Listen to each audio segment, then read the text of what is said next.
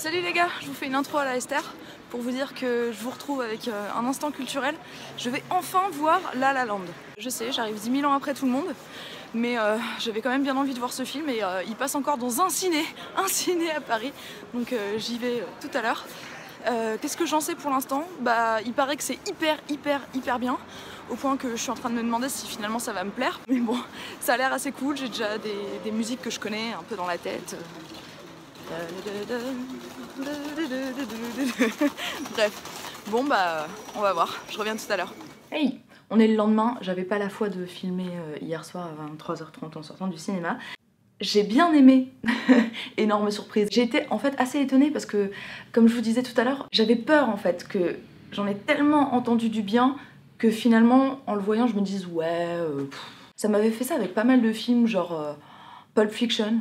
Typiquement, j'ai tellement entendu parler de Pulp Fiction le jour où je l'ai vu, je me suis dit ouais, enfin c'est cool quoi, mais pourquoi tout le monde parle de ce film tout le temps? Et puis là, ben, il y a eu un petit peu de ça, mais quasiment pas finalement. Alors déjà visuellement c'est vachement coloré, c'est vachement sympa, il y a un petit côté ancienne comédie musicale, genre les Demoiselles de Rochefort et tout, mais avec des couleurs un peu plus pop, un peu plus moderne. Niveau musique, c'était vraiment sympa aussi, tout le piano, moi j'adore le piano. Tout ce qui était jazz, ça passait aussi super bien, mais il y a vraiment différents styles de musique à l'intérieur de ce film. Et vraiment la bande son est très réussie, comme je m'y attendais un petit peu. Sinon il y a un truc qui m'a impressionné aussi, et auquel je m'attendais pour le coup pas du tout, parce que j'avais entendu personne dire ça. Après j'ai pas lu de critiques, de presse ou quoi que ce soit. Techniquement, c'était quelque chose d'assez impressionnant. Dès la première scène, ça m'a frappé tout de suite. Il y a énormément de plans séquences dans ce film. Si vous connaissez pas le terme plan séquence, en fait c'est simplement un plan qui n'a aucune coupe. Donc il y a la caméra qui peut bouger, qui peut zoomer, dézoomer, etc. Mais elle voyage, ou alors elle reste fixe, hein, peu importe, mais là en l'occurrence dans ce film là elle voyage. Et puis il se passe des choses, mais il n'y a pas de coupure. Et il y a énormément de plans comme ça dans le film qui sont très longs, qui font plusieurs minutes.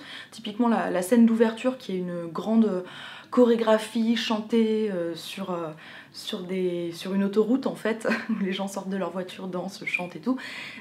Tout ça, si je ne m'abuse, il n'y a pas une seule coupure. J'étais comme ça limite hyper stressée devant l'écran parce que quand on a un peu l'habitude de filmer, on se rend compte à quel point c'est vraiment vital de pouvoir faire des coupures parce que si tu te plantes, eh ben tu reprends, etc. Mais quand tu fais un plan séquence qui doit faire 5 minutes, où t'as un numéro de claquette, des trucs chantés, une scène jouée, etc. et que t'enchaînes tout comme ça, bah, il faut pas qu'il y ait le moindre truc qui déconne, sinon il faut tout reprendre depuis le début, tout remettre en place, les décors, les trucs, les machins. Et en fait finalement, alors ça m'a pas empêché de profiter du film, mais j'ai passé une grande partie de la séance de cinéma à scruter l'écran, à essayer de trouver s'il y avait un moment, une petite coupe cachée ou un truc comme ça, et s'il y en a, c'est très bien fait. Je comprends aussi pourquoi ça a été autant acclamé par la critique, parce que c'est vrai qu'en tant qu'œuvre, c'est une sacrée performance en fait. Ces petites considérations techniques derrière nous, passons maintenant à l'intrigue. Je vous promets que je vous spoile pas, hein, je vous dirai rien de plus au niveau de l'intrigue que ce que vous pouvez déjà trouver dans la bande-annonce. Moi je m'imaginais qu'en fait c'était juste une histoire d'amour,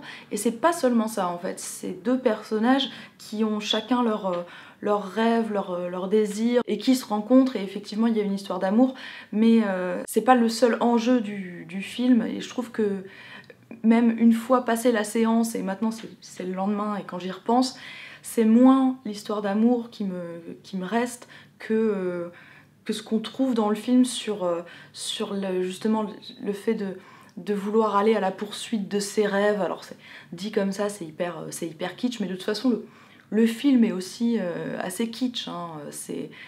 C'est un parti pris assez clairement, mais ça fait plaisir quand même parce que finalement on est dans un paysage cinématographique où on voit énormément d'histoires vraies, de biopics, de réalisme social, etc. On a un peu le choix entre voir des gros blockbusters genre de super-héros ou d'aliens ou de trucs comme ça, ou alors voir des histoires hyper réalistes de ah ouais, oh là là, c'est vrai que quand t'es dans cette situation là c'est vraiment la galère, et c'est pas que c'est pas intéressant, mais je dois dire que moi j'en sature un petit peu, je sais pas vous, mais j'ai l'impression qu'on voit que ça. Et du coup c'est pour ça aussi je pense qu'un film comme La La Land qui est un peu un peu loufoque comme ça. Et puis un thème qui est aussi un petit peu passé, les artistes qui veulent aller à Hollywood pour devenir des stars, etc. Alors ça revient un petit peu, il y a typiquement The Artist qui aussi avait déchaîné la critique.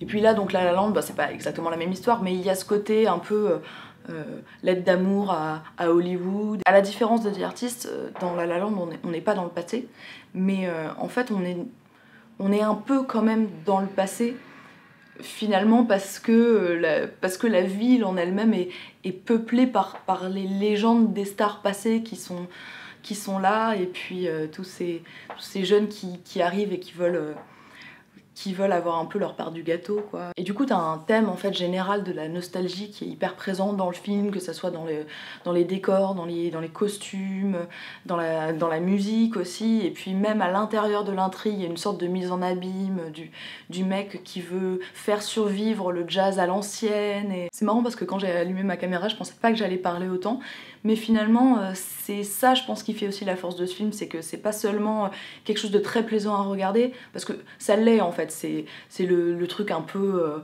ouais, c'est joli, c'est voilà, il y a de la musique qui est sympa, il y a des acteurs qui sont beaux, qui sont jeunes, la petite histoire d'amour qui va bien, ça te fait sourire, ça te fait rire, ça te fait pleurer, enfin tout ça c'est un moment agréable en fait de regarder ce film, mais aussi ça fait réfléchir et ça résonne un petit peu. Alors je pense pas forcément pour tout le monde, mais la raison pour laquelle je crois il y a autant de personnes sur YouTube typiquement qui ont adoré ce film et qui l'ont dit, c'est parce que ça parle beaucoup, je pense, aux gens qui ont un côté artiste entre guillemets. Alors je mets toujours des guillemets au mot artiste, je sais pas pourquoi, j'ai l'impression que c'est une espèce de fausse modestie. En fait l'art c'est pas forcément un truc absolument incroyable, mais tous les gens en gros qui essayent de créer quelque chose et de suivre un peu leurs envies, leurs rêves, qui ont une vision de quelque chose qu'ils veulent faire, et puis qui se heurtent en fait